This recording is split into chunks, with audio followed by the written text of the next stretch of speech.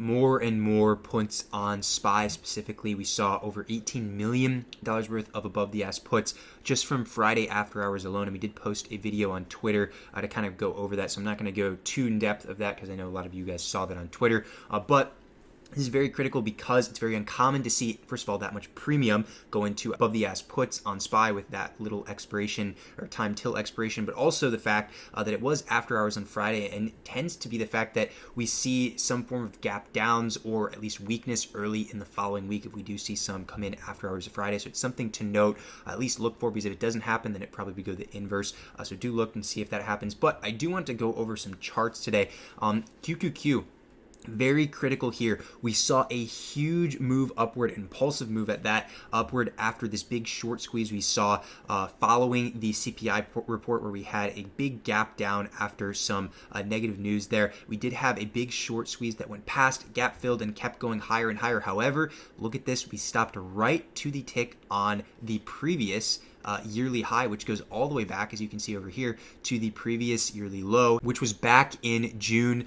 This was specifically June 16th. This was the yearly low that we had at roughly 269.40. As you can see here, we had a breakdown below this level previously earlier in the week on Monday from last week, and then we continued lower, had that big gap down, squeezed upward, but we stayed below, and that's very critical because unless bulls can get back above this 269.40 level, tech is going to continue to be weak as long as it stays under. Whether it wants to chop or keep falling lower and lower is up to this right now. But at the moment, as long as it stays below, this is bearish, and it's no surprise we've seen a lot of puts on SPY as well as QQQ from last week and just weeks on weeks on weeks continuously since earlier in this year. So very critical. This level, definitely mark this one in your charts because, as you can see, it acted as a resistance numerous times, not only on Thursday, but also we gapped up above on Friday, and it was not able to hold above after the gap up, which is very bearish because typically when you see a gap up above a key level, it holds and continues up higher. But because this one didn't, shows me that there's a lot of weakness,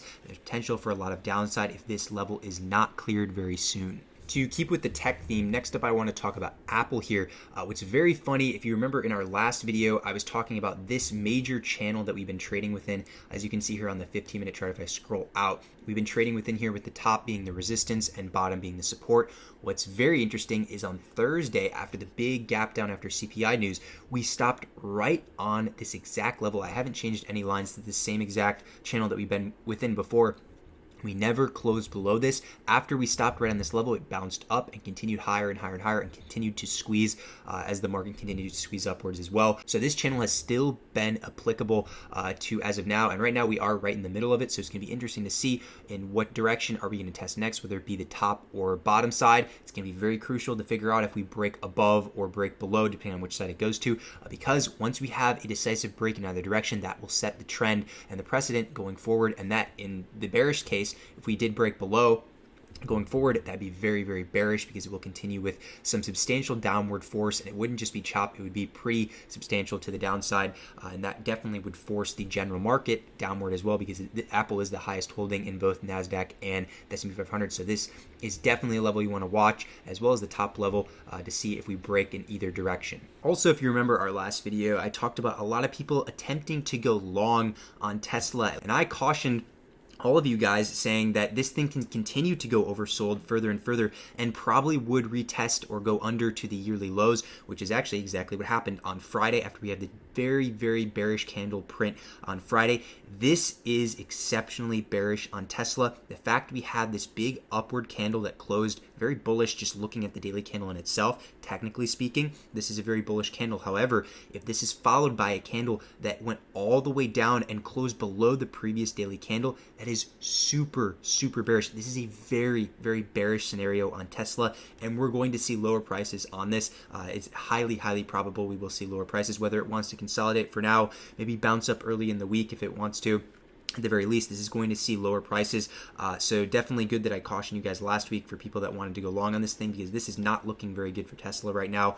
And even though it may be oversold on indicators and everything, this is not a good setup so far. Also, we saw quite a bit of put flow last week on Tesla as well. We saw some of these prints like the 200 strike when we were at 213, 200 strike for 1118, 1.3 million in premium, another 1.3 million for the 200 strike. Consistent put flow that we've been seeing on Tesla lately. That's no surprise at all because the eventual outcome, as you can see, was a new yearly low got printed on the chart here. So I'm going to continue to watch the option flow on this. The only form of calls that I have been seeing are just leaps. So people that are buying a lot of time on those. But for the most part, the short-term flow has been excessively bearish as we've continued to go down, even though, like I said, it is oversold for right now. It's not looking very good on Tesla. And after we hit this supply zone for the third time, it just shanked straight off of there. Now let's take a look at the VIX. So if you remember in our last video, we talked about a potential cup and handle playing out. You can see here the cup and then the handle that we were forming. However, right after CPI, this ended up falling quite a bit. Even though CPI's print was bearish, this stayed constant at the same price. So we didn't see a spike in VIX, which means a lot of people going into CPI were hedged heavily going into that CPI print, and because of the print that happened and how far we fell off of there, it was already priced in to an extent.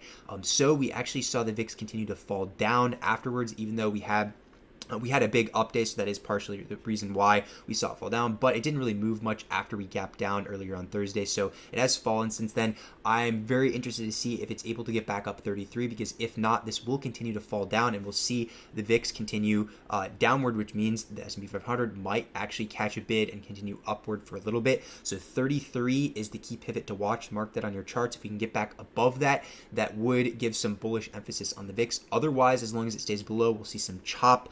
Potential more downside on VIX, which can help the S&P 500, so this would be the bull case on it if it continues down, but continue to watch the key pivot of 33 on the VIX's chart, because that will decide if it wants to continue upward or stay down and chop. Last thing I want to talk about is IWM. I'm on the weekly chart for this one. If you remember, I have a critical trend line that starts all the way back at the all-time high, which was in 2021, November of 2021.